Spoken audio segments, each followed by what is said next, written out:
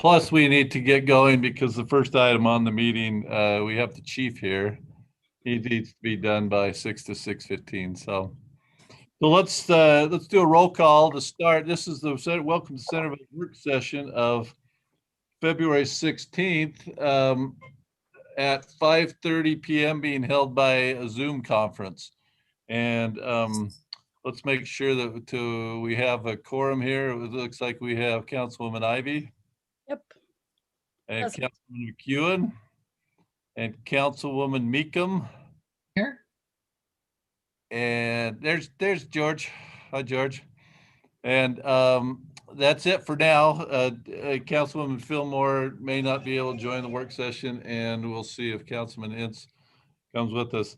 So we do have a quorum. So let me do the electronic meeting notice before we get started. In accordance with Utah Code 52-4-2074 of the Utah Open and Public Meeting Act, I have determined that conducting an electronic meeting of the Centerville City Council with an anchor location presents a substantial risk to the health and safety of those who may be present at the anchor location. This determination is based on the facts and circumstances surrounding the COVID-19 pandemic. Thank you for displaying that. So the first item of business we have is the South Davis Paramedics Services transfer. I was first, well, Brent and I talked about it a while back, but we talked about it in COG last month, and we had the Farmington City Manager talking about it, but we have the chief here tonight with us as well too to talk about it. But Brent, you're listed that you initiated it. Did you want to say something before we turn it over to the chief? Or Yeah, Mr. Mayor, if I could, I'll kick it off. Just a little background, and Chief Stone can correct everything that I say if I'm wrong. But currently, the paramedic services are being throughout the county are mostly being done by the sheriff's office. The sheriff's office has expressed interest, or I should say, the cities and other entities have expressed interest in taking over the paramedic services from the county. And the county at this point is willing to give up those paramedic services. So it's really a symbiotic relationship here that we're working on, trying to iron out details of where the paramedic services go. Haven't brought this up with the council. We've been meeting for the past year, city managers and fire chiefs over the past year, discussing this transfer of paramedic services from county to respective cities or districts. Haven't really brought up with this council. It really doesn't impact us because we are already part of South Davis, who already has the license to provide paramedic services in our county or in our area. But there will be some potential impact in the future, but more so wanted to have the conversation now as entities are signing an interlocal agreement amongst each other as we proceed forward, and the transfer of the tax levy from the county to the various entities. So we'll see some property tax increases, or more so a property tax transfer from the county to South Davis, but with a possible increase in the need in the future. But more so, you're going to see this discussion happening across the entire county. And I think it's important we're aware of what our neighbors are doing throughout the county so we can support them in this transition, because their property taxes may be a lot higher than ours, as Chief will discuss here shortly on some of the benefits that we have here being in an already existing metro that has the paramedic license. But anyway, just wanted to have this work session conversation with you to give you an update on where we are, how it'll impact our residents, and some items going on in the future. With that, I'll hand it over to Chief Stone. Well, what Brant said, I can't. I mean, I don't know how to expand on that, Brant. That was great. So thank you. I want you to see this background is actually so it looks like I'm in a car. That's what I want you to see. So hopefully it does look like, but hopefully you can hear me okay. So I'm in transition between other meetings, but absolutely, Brant, you covered everything very well. We are already, we've run the paramedic service since 2005, and I think that a lot of the departments are looking to us as a model. And the new paramedic service that they are looking at doing is obviously so they can cover each other.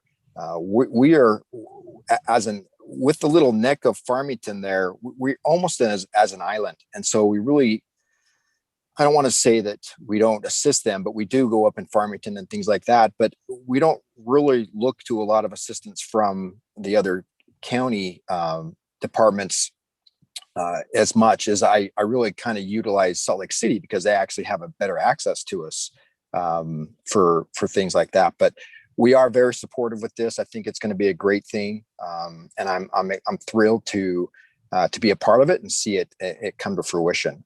It was something that needed to be done. I feel a long time ago, and that's why in 2005 we took that over just because we saw a need. Your service is Centerville. Nothing's going to change for our service as a district. So I don't want anybody to worry about that or what it is. I think we have a exceptional service that we're providing the citizens that are under us, and I think it'll maintain, if not improve. So, but if there's questions that you have, I'd be more than willing to answer them, or if clarify anything as far as service goes, or if I need to cover something else. But I feel like, and Brent did it all. I need him to come to every meeting I have so he can explain things better for me. So that's great. Chief, give us a little background. How many districts are we going to have? How are they going to be broken out? That type of thing in the county. Well, that's a great question, Mayor. I think right now, and Brent and you have been into some of those meetings. I think there's some discussion of taking some of those smaller departments like you have in Clinton and Syracuse and South Weber and joining into the North Davis Fire District that's already, established, Farmington and Kaysville, and maybe incorporating Fruit Heights into that, into like a central fire district. But I think a lot of those departments, the politics of that is I mean, it's pretty strong to a lot of fire departments a lot of cities don't want to lose their their identity as a fire department. And we kind of saw that back in 2005. There was some talk about Farmington joining and into South Davis, and there was a lot of hesitancy in that because they didn't want to lose that identity. And you'll see that with police departments, as well. And so it'll be interesting to see really where that all pans out. To have a paramedic service isn't cheap. You guys know that, with your, with some of the things that we have had to increase and things like that. But, and not only that, the training. So to have some of these small departments pick that up and to keep those paramedics on a level of trained that their level of service is, they have the knowledge. We have our medics are even though we run 3 medics, so you guys know, right? We have one in Centerville. We have a medic truck in Centerville that runs on the fire engine. We have one in Bountiful at the main station, and then one in North Salt Lake at the Eagle Ridge station. So those are our 3 medic rescues. But to have those and to keep those guys proficient in what they do and up to training and things like that, and to keep a supply of medics, so in case those guys are on vacation or sick leave, then it's costly and it's time consuming. And so I don't know how that's going to play out, Mayor. I don't know if we're going to have departments join, or they're going to keep separate and then realize that maybe it's too expensive and it's going to be best to join in. But amongst the fire chiefs, there hasn't been a lot of talk in our Davis County Fire Officers meeting about where people want to go. And I think I don't know if they're playing close to their vest and want to, just say, we're going to keep it here and don't say anything to people. I don't know. I really want to tell you that I'm glad that we are sitting in where we are. It's a good feeling to people, and for Layton as well. Layton has already established their fire and their paramedics. So they have that. That's good for them. But it'll be interesting to see how these other fire departments either join or if they stay separate. And I wish I had a better answer for you. And I probably rambled on more than you wanted me to. I apologize. So. And I'll add a little bit to that. When Shane Pace presented at COG a month ago, I was certain, and in his half-hour to 45-minute presentation, I was certainly glad that it seemed to be set in our area. and we weren't having to go through a lot of the things that he was talking about. I think Councilwoman Ivy had a question or comment for you. I did.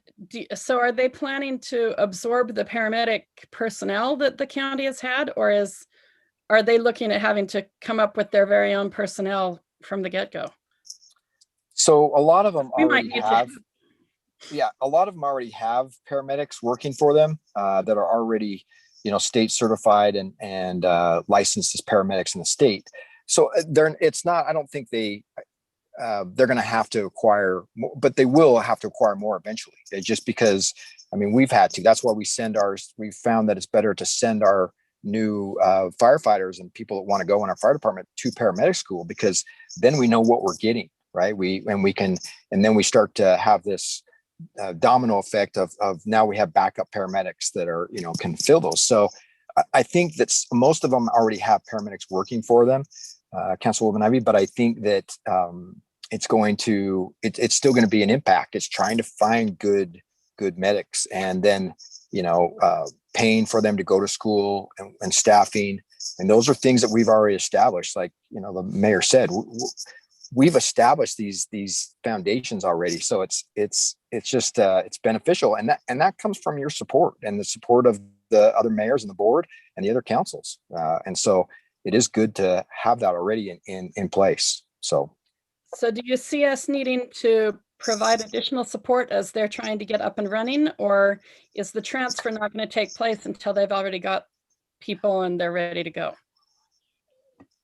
So the transfer technically will not take place until 2023 is when the county is planning on stopping their service, or depending on, and the other departments will start to work up to that, right? So we're giving them enough time to establish all that stuff and have all the equipment and personnel ready for that. So then when that happens, that transfer will be smooth. I don't see us, I see the only really department or area that we could go into, which we already do, is Farmington, right? Because what they're trying to establish is the closest unit to respond. And if Farmington's coming out of Lakeview, let's just say Farmington medics are, running out of Lakeview after a call, and we have a medical that they could respond to that.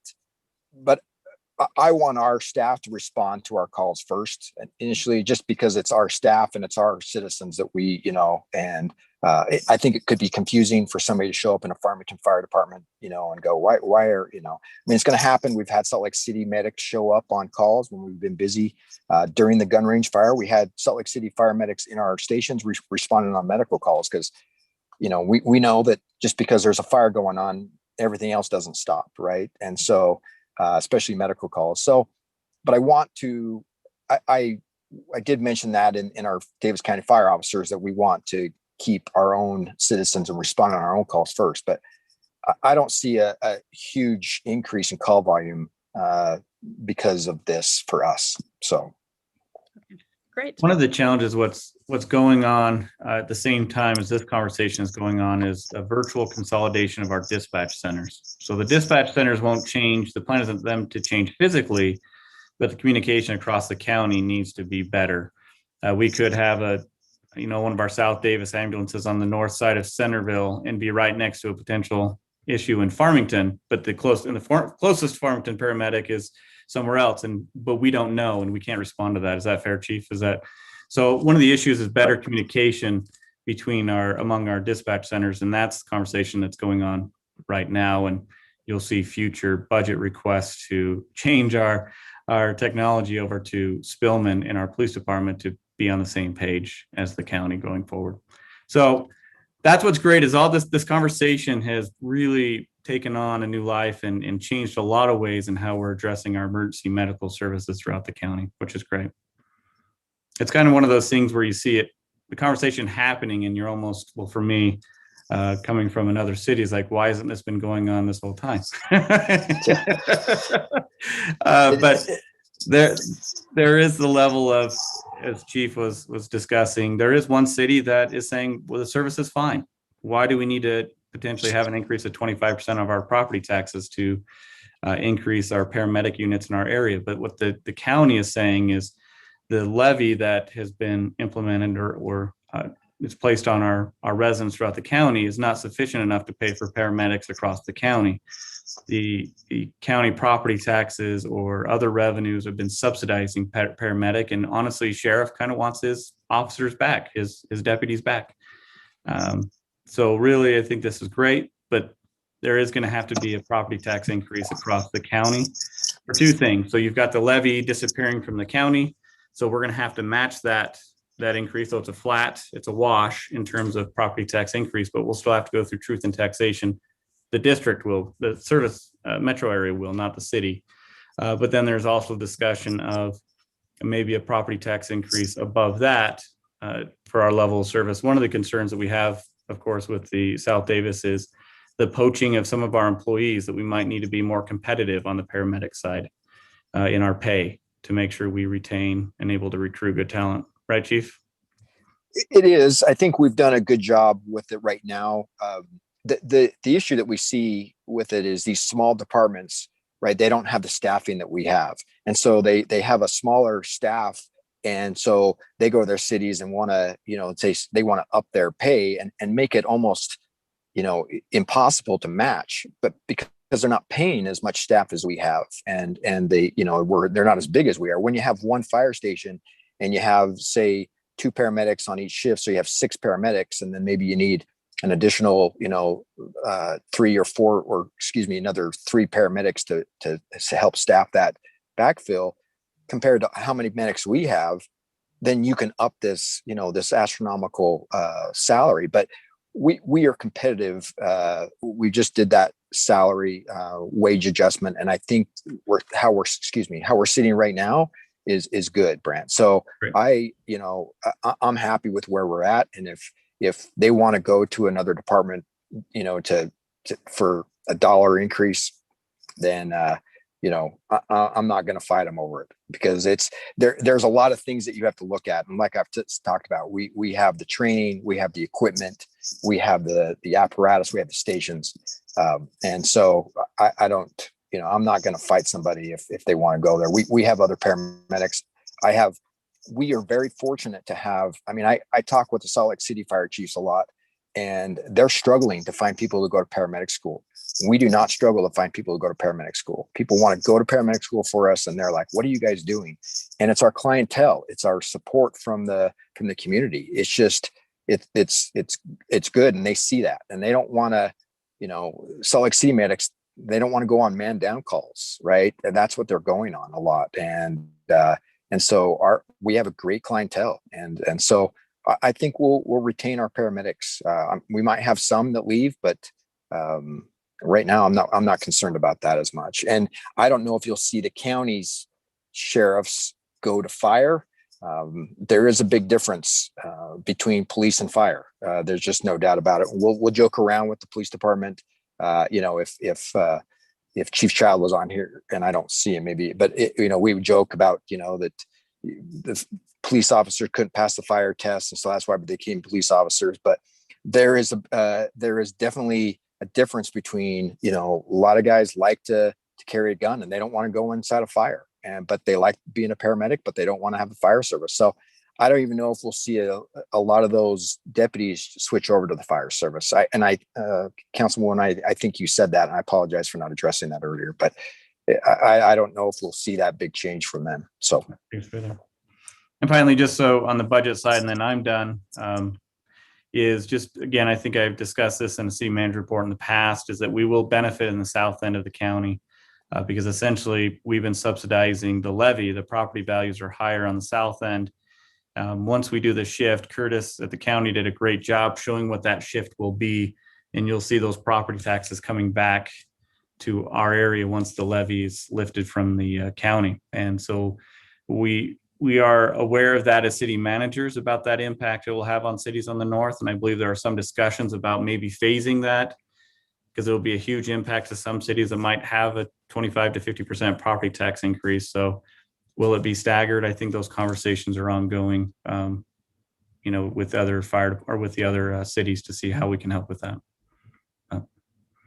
Other than that, I don't have anything else, Chief. Do you? I don't. I think you've covered it, but I'd be more than happy if there's any questions to answer. I don't. I'm here for you, and it's nice to see everybody again. It's been a while since I introduced myself, so I hope everybody's doing good. I'm looking forward to. I'm completely vaccinated, so I'd be more than happy to meet with anybody in person. Anybody wants to meet in person. So, but Chief, this is Bill Ince. I had a request because of through the Centerville Community Corps and would like to chat with you about it. What's the best number to reach you at? let me give you my cell phone number. That way, you can call me anytime. So it's 801 807 8880. Okay, I'll give you a call tomorrow if that's all right. Perfect. Yep, that'd be great. Thank you. And thanks for attending. I apologize for being a little late. It's my pleasure. Like I said, I apologize. I was in transition, so I had to hurry and get to a place where I could. I was hoping I had service, so I hope you can hear me and see me okay. But Okay. Hey, Mr. Mayor, I think that's all we have unless there's questions for us. Any other questions? You're muted, Mayor.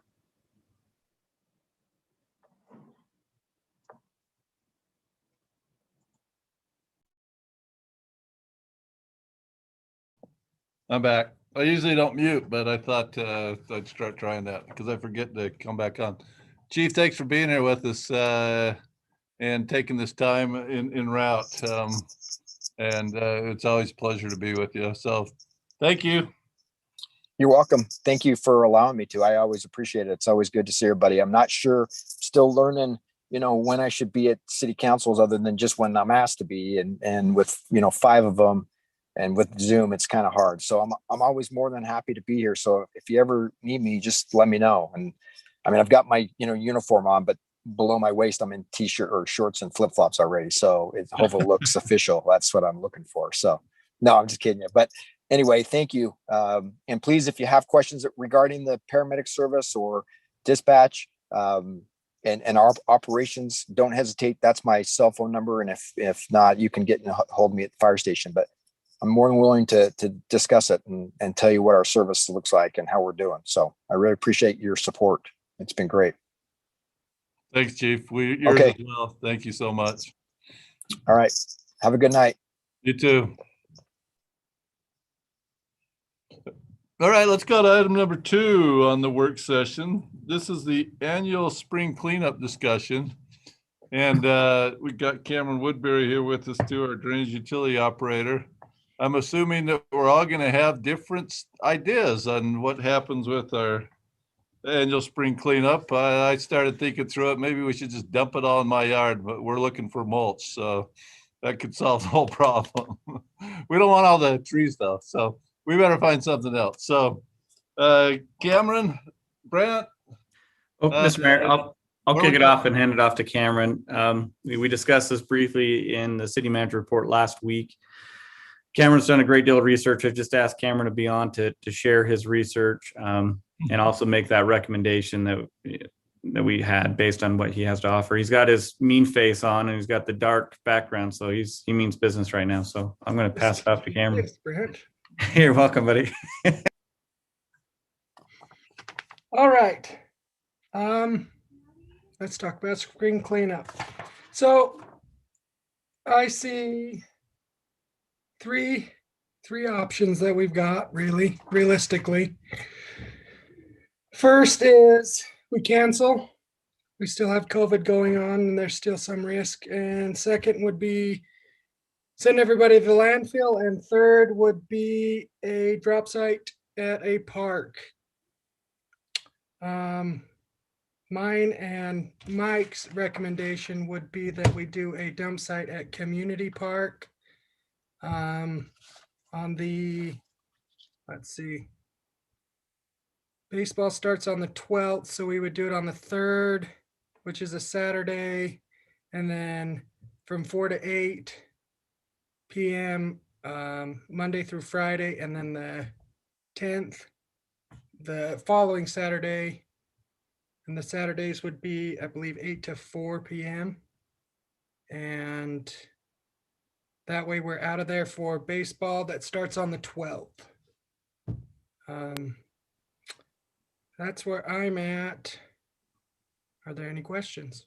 And I don't know if we have soccer going on before. I think soccer is happening, but the way that it's arranged, the space that Cameron would use for this drop site wouldn't interfere with people being able to park, particularly on the most southern part, right?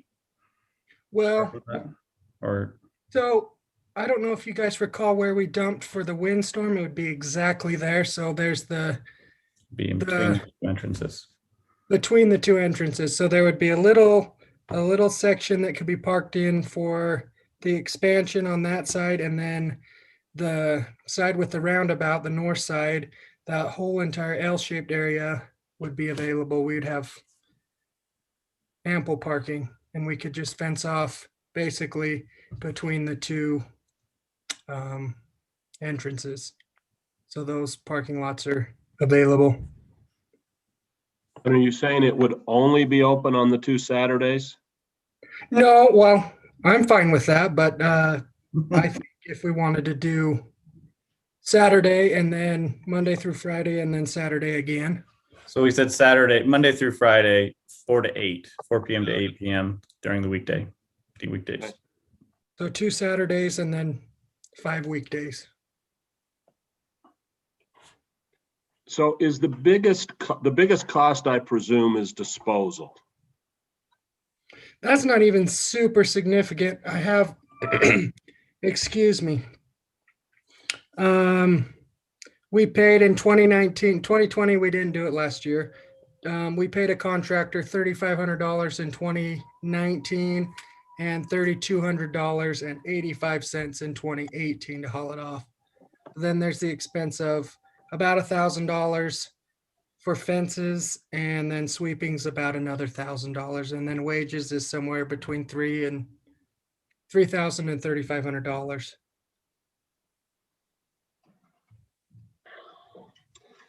Approximately I'm trying to think of $10,000. something else that would be more convenient for people. Is there any possibility that we could get 10, 15 dumpsters, place them in strategic areas, and let people dump? Now, I understand the problem with the dumpster is people putting crap in it that isn't yard waste. And so maybe we go through the community core and say, we can put a dumpster on a couple of 3 streets in your, or 1 or 2 places in your ward area, but you've got to have someone who will monitor what goes in it and only have the dumpster open when they're there. Is that a possibility? Because one of the problems that we have is that I understand we can't do it, and I'm living in the past, but it used to be so convenient, and it's not convenient anymore. I'm not sure that access to the dump isn't the best thing, but I'd sure like to restore the convenience. I mean, sure. So wouldn't Councilman Ince, the dumpster be, I guess you're thinking that it spreads it out so they don't have to go as far. Right. You still have to get trailers and get it to that location though. Mhm. Well, but yeah, I don't know. I just know what I hear people complaining about. I mean, I like it. You're thinking outside of the box. I do. I think it's a good idea, Bill, because a lot of people who have trees and bushes that they chop do not have trucks to haul the stuff. And if there's somebody in the neighborhood who says, hey, I can, pick up your branches and take them 2 blocks for you, that's a lot more doable than saying, hey, can I borrow your truck for the day? I'm going to haul it clear down to whatever and sit in line at Community Park and then come back. That's that's a bigger ask for someone to approach a neighbor and say, hey, can I borrow your equipment for a bigger chunk of time? Councilmember I'm Avery, asking, I mean, if it's gonna make the cost astronomical, I understand we can't do it. I'm trying to think of something that would deal with our water problem, our drainage problem, and still help people. I agree with Bill too. I'm still frustrated. I mean, I know we're not supposed to do it because of the drainage, but the cities around us, even Great Big Salt Lake still does it all over the streets. So I think we got a lot of yards cleaned up that don't get cleaned up.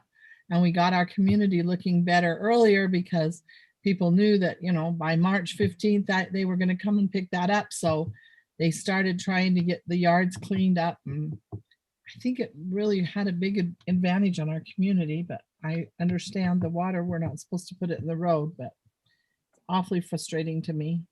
how many families are we referring to that might need assistance?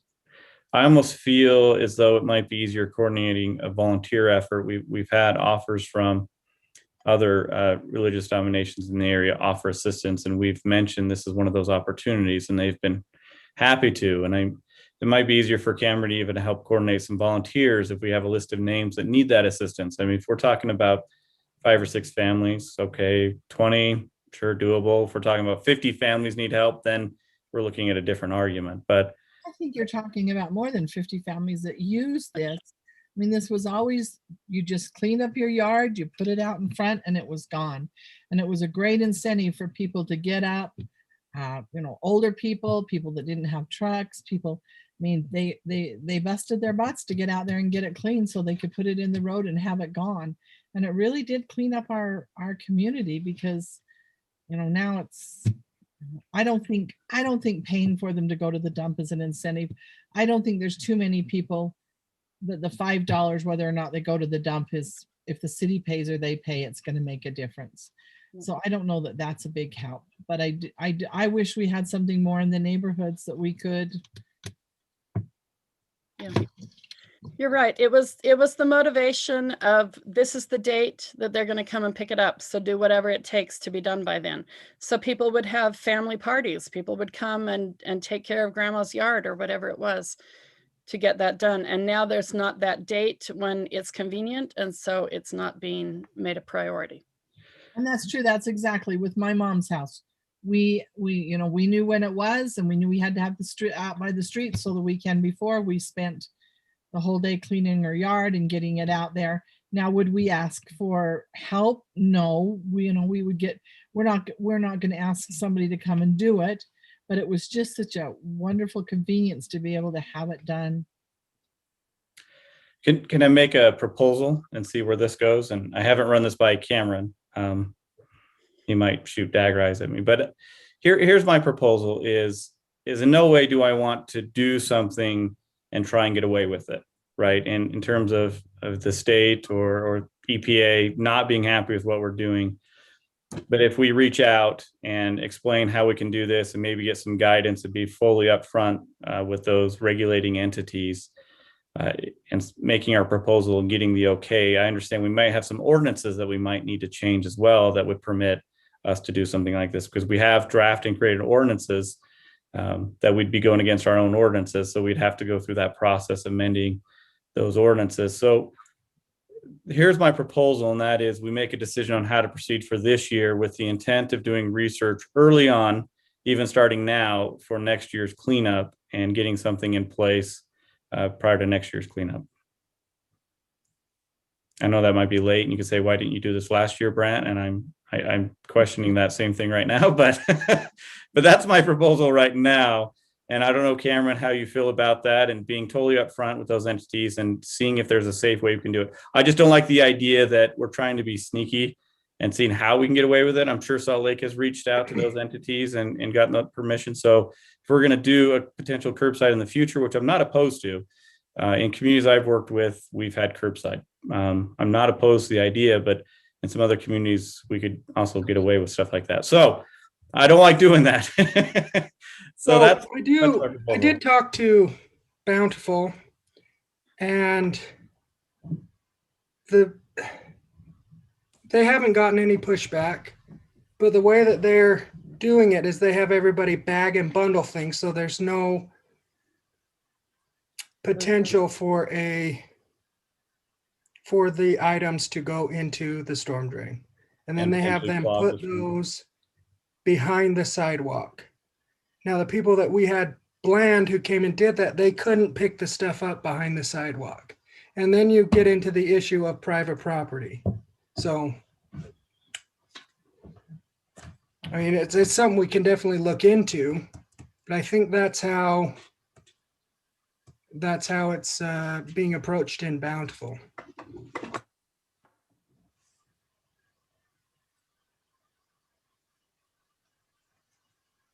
So I appreciate your having talked to Bountiful. I am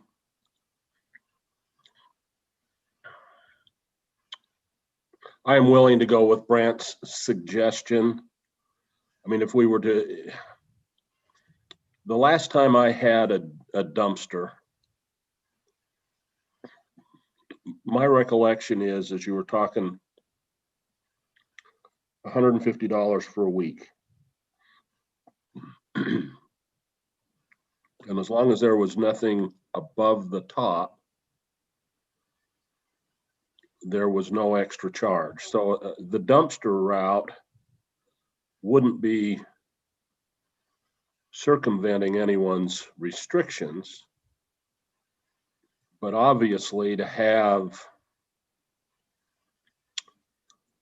20 or 30 dumpsters around the city would bear some cost. Mm-hmm.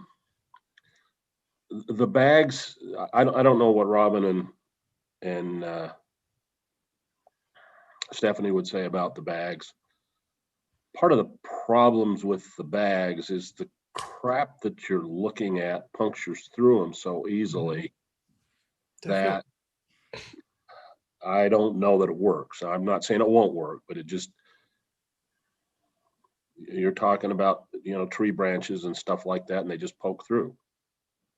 Well, it seems hard to me if we're doing green waste, we're gonna have it full of garbage bags. Yeah, that's the other thing that we'd have to arrange something else with a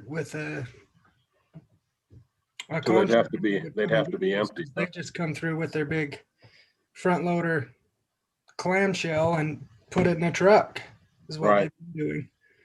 I don't see the garbage bag working for green waste. I know I may be missing I something. don't either. I don't see how that would be. I think we'd pay more trying to empty them than. I feel bad. I wish we could. I mean, even if we got the dumpsters and put them on different blocks each week and moved them around the city for a month so that, it'll be on your area in this time. But here again, I think it's too hard to try and regulate. Takes a few people to ruin it for everybody because they're All gonna. it takes is one person to ruin it for everybody. Yeah, and let me explain a little bit of the cost and what happened the last time that we did that. It's 120, it's between 120 to $240, depending on the size of the dumpster, per dump. So when it fills up, we call them, there's between 120, $240 charge. That's if it's all green waste. It was 120. If it was mixed, then they had to take it to the dump rather than take it with the green waste. And then we were paying double for that. And actually, since that time, the rate has actually increased. You guys remember that 2 years ago that the rates increased. So it'd probably be even more than that. So my guess is it's going to be about 3 times that amount, be close to $300 per dump if it's a mixed.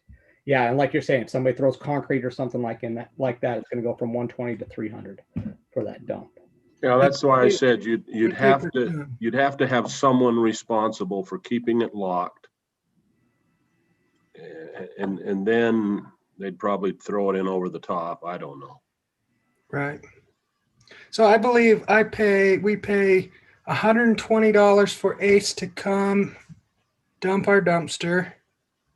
Don't quote me on this, and then we pay, I think, $30 a ton on top of that. For dumping. Yeah, and the green waste is cheaper than that if you were just doing pure green waste. Right. So we have 3 of you that would like to have the dumpster an inquiry about the dumpsters made. Is that true, rather than just taking it to a park? I am willing, I recognize, this bright idea came to me today as I was thinking about the meeting. Probably should have at least given Brant 2 hours worth of advance notice. I'm willing to go with his suggestion, go with the proposed program down at the park this year and try to figure out a way to make it easier for people to use in the future. I don't know how well the dumpster would work because you got to keep the garbage out of it. It's got to be green waste only.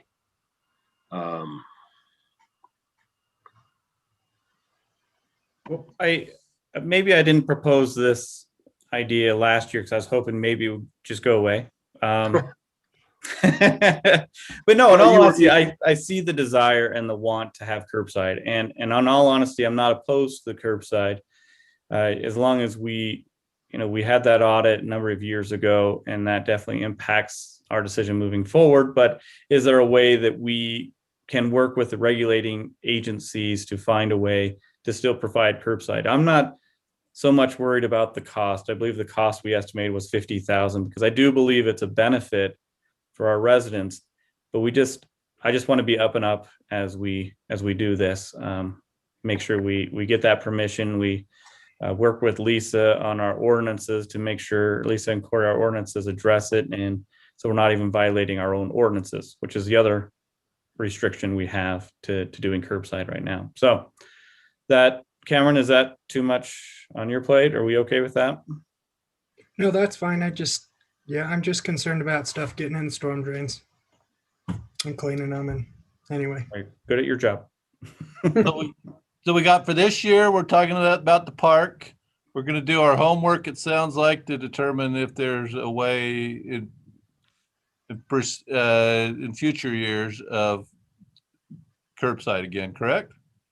Correct. Curbside or something in a neighborhood.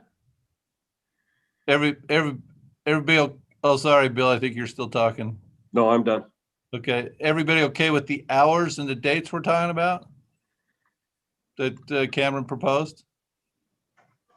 I hate to be the stinker, but on Saturdays, if you're working during the week and Saturday's your big day to work in the yard, it's hard to be done by 4.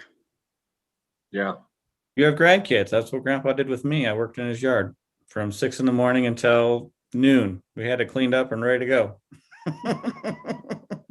Some of us don't have kids who are grandkids. quite as honorable as you, Brant.